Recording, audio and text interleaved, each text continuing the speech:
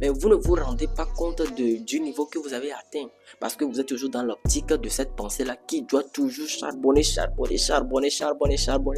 qui doit toujours être discipliné. Finalement, vous ne reconnaissez même plus ce que vous êtes devenu. Tu comptes faire, prenez le temps de vous satisfaire réellement dans le processus. Bien sûr, le résultat final, ça compte. Cependant, le processus aussi doit vous procurer du plaisir. Vous savez, très longtemps, on nous a vendu une illusion de discipline qu'il faut travailler dessus, travailler avec acharnement, être discipliné, être persistant et autres. Ce n'est pas une mauvaise chose. Ce n'est pas une mauvaise chose.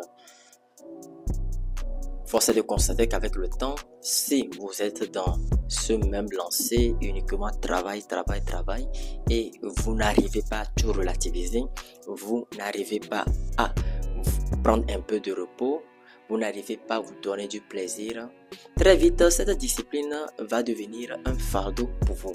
Il faut que la discipline en question que vous mettez dans votre processus de développement personnel, bien sûr, la discipline, la persistance, la consistance que vous mettez dans votre travail, il faut que ces choses-là ne deviennent pas un fardeau pour vous. Il ne faut pas que la discipline devienne un fardeau pour vous. Apprenez à tout relativiser. Ne vous auto-sabotez pas. Vous comprenez? C'est bien de travailler.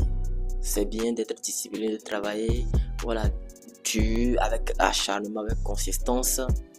Mais quand même, il y a de temps à autre, vous devez prendre de plaisir. C'est-à-dire, vous devez vous distraire un peu, vous devez relativiser les choses un peu, vous devez sortir quelquefois, voilà, pour détendre vos pensées. C'est important. Comme j'ai l'habitude de le dire souvent, c'est le cheminement qui compte. Le processus vers la réalisation d'un objectif précis, par exemple, le processus vers l'accomplissement d'un dessein qui émane de votre cœur, par exemple, c'est ce qui compte. Pourquoi est-ce que je dis c'est ce qui compte? Puisque tôt ou tard, si vous travaillez, vous êtes discipliné, comme on a l'habitude de le dire souvent, vous y mettez du sien, vous consentissez vos énergies, vos temps, et vous pratiquez l'hyperfocalisation, bien sûr, tous ces facteurs-là qui peuvent vous aider à atteindre votre objectif. D'une certaine manière, vous atteindrez tôt ou tard votre objectif. Vous atteignez tôt ou tard votre objectif. Et quand vous atteignez vos objectifs, ça ne semble être plus quelque chose de spectaculaire. Là, en même temps, vous vous rendez compte que ce qui a été bénéfique pour vous, c'est le processus. C'est ces moments où vous travaillez, c'est ces moments où vous êtes discipliné, c'est ces moments où sur ce cheminement, vous prenez de temps en temps des pauses pour réfléchir à comment vous pouvez peaufiner votre travail, pour réfléchir à comment vous pouvez améliorer ce que vous faites. C'est ça. C'est le processus qui est intéressant, en fait. Vous comprenez? Donc, quand vous travaillez, quand vous y mettez du sien, vous charbonnez. Apprenez quand même de temps à autre à prendre du plaisir, à prendre un moment de repos pour vous, à prendre du crédit. C'est quelque chose que moi j'ai compris, disons, en lisant le livre de John Maxwell, le livre là qui parle du rêve à la réalité. Le type disait que apprenez à vous satisfaire dans le processus, apprenez à accorder du crédit pour vous-même. Autrement dit, fêtez, célébrez-vous. Fêtez et célébrez chacune de vos petites victoires. C'est important. Bien sûr qu'il faut charbonner. Je comprends cela.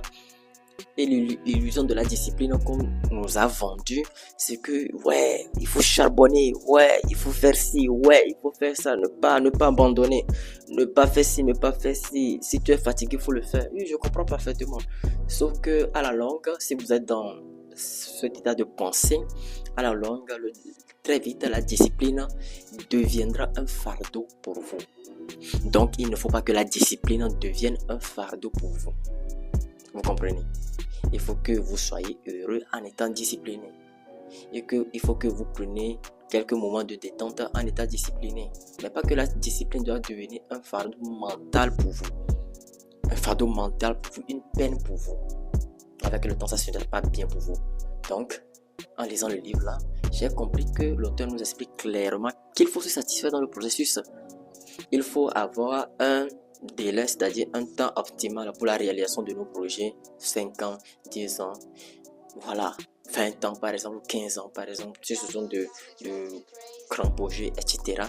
Et pendant ce processus-là, pendant ce parcours-là, il faut de temps à autre prendre de repos. De temps à autre, voilà, fêter ses petites victoires. De temps à autre, se donner du plaisir à soi-même. De temps à autre, parce qu'en se donnant du plaisir en soi-même, en prenant ces petits repos-là et en fêtant ces victoires-là dans le processus, ça nous encourage à donner plus de nous-mêmes. Ça nous encourage à donner le meilleur de nous-mêmes. Vous comprenez? Donc, ne vous auto-sabotez pas. Ne vous auto-sabotez pas. Très longtemps, moi aussi, j'ai été dans cette ligne de pensée, j'ai été dans cette illusion de penser que ouais, il faut que je soulève à coûte les poids, 7 jours sur 7, 6 jours sur 6, il faut que ouais, je sois hyper discipliné, que je le fasse chaque jour, que je le fasse même si je n'ai pas envie de le faire. Et très longtemps, j'ai fait cela. Résultat de quoi? J'ai eu les résultats nécessaires, vous savez. Mais j'étais pas heureux. C'est-à-dire, vous vous forcez à travailler, vous vous forcez à vous améliorer avec une insistance sans pareil. Vous vous améliorez. Ce qui se passe après que vous vous améliorez, vous avez les résultats. En fait, votre niveau a augmenté, mais vous ne vous rendez pas compte du niveau que vous avez atteint, parce que vous êtes toujours dans l'optique de cette pensée-là qui doit toujours charbonner, qui doit toujours être discipliné. Finalement, vous ne reconnaissez même plus ce que vous êtes devenu. Vous ne reconnaissez plus les progrès que vous avez fait. Vous ne reconnaissez plus, voilà, que vous avez atteint un niveau élevé, qu'il faut fêter ça, qu'il faut être content de ce niveau. Bien sûr, ça ne veut pas dire que vous allez vous contenter de ce niveau. Ça ne voudrait pas dire que vous n'allez plus avoir une vision pour pouvoir aller encore plus loin. Mais il faut fêter ça. Ça ne voudrait pas dire ça, vous comprenez? Mais il faut fêter ça. Donc moi, j'étais dans cette illusion de pensée-là. Ouais, il faut travailler. Bien sûr, mon niveau a augmenté. Voilà, mon niveau a augmenté. J'étais devenu très fort dans ce que je faisais. J'ai la compétence, mais j'étais pas, vous voyez, j'étais pas réellement content, j'étais pas réellement heureux. Parce que je me dis que c'est pas suffisant. Il faut que je bosse encore. Je dois bosser. Il faut que je fasse ici, il faut que je fasse ça. Et un jour, en lisant des livres et un jour en discutant avec une personne, voilà, j'ai appris à relativiser les choses. J'ai appris que voilà, quand tu atteins un niveau, j'ai appris à prendre conscience de la progression en réalité. J'ai appris à prendre conscience de l'évolution. Et quand tu atteins un niveau, il faut s'en réjouir de ça. Il faut fêter ça. Ça ne veut pas dire que tu ne vas pas vouloir atteindre un autre niveau, mais il faut être content. Il faut se satisfaire de ce que tu as. Il faut dire merci à Dieu. Il faut être reconnaissant à la nature, à Dieu, tout ce que vous voulez. Il faut se satisfaire de ce niveau-là. Voilà, il faut fêter également. Il faut être content, il faut prendre du plaisir. Et voilà, et après continuer son parcours. Et après continuer sa discipline tranquille. Vous voyez? Donc apprenez à tout relativiser. Vous savez, quand vous engouffrez dans les abysses des vidéos YouTube. Et parlant de ces vidéos YouTube, dans les abysses des vidéos de développement personnel YouTube, c'est ce qui revient à chaque temps. Quand vous voyez ces vidéos de motivation, ces vidéos de motivation ne parlent que d'une chose: travail, discipline. Sauf qu'on ne peut pas travailler sans repos. Voilà, sans repos. Vous comprenez? Même dans votre profession, même quand vous vous levez le matin pour aller au travail, vous y allez dans l'année, n'est-ce pas? Dans toute l'année, vous travaillez. Vous y allez, vous travaillez, vous partez le matin, vous revenez le soir. Sauf qu'à un moment donné, on vous donne des congés payés, ou bien on vous donne des vacances, ou bien on vous donne des congés. Vous convenez avec moi que c'est ça. C'est-à-dire, vous bossez dans votre profession, vous bossez. À un moment donné, on vous donne des congés de détente, des congés de repos et tout ça. Ça en va de même aussi dans nos projets. Ça en va de même aussi dans notre parcours de développement personnel. D'atteindre un niveau, de faire un feedback pour regarder en arrière, de regarder tout ce qu'on a parcouru, désolé, et de se donner du plaisir à soi-même, d'être reconnaissant en Dieu et de se donner du plaisir à soi-même, de s'encourager soi-même. Ça peut être une petite sortie, ça peut être prendre du Coca-Cola, ça peut être prendre quelque chose, ça peut être une boisson, ça peut être une petite bière, ça peut être, je sais pas, quelque chose, un gâteau, ça peut être une petite sortie, ça peut être, prendre du plaisir. Vous comprenez? Ça peut être un petit voyage pour se féliciter. Pour se féliciter à soi-même, pour se féliciter d'avoir atteint ce niveau, pour se féliciter de ce long parcours que tu as parcouru, de ce long cheminement que tu as parcouru pour atteindre un tel niveau, pour s'encourager, pour faire du bien à l'âme, pour être reconnaissant envers sa propre personne. Il est très important d'être reconnaissant envers votre propre personne et de même, il est très important d'être reconnaissant envers Dieu.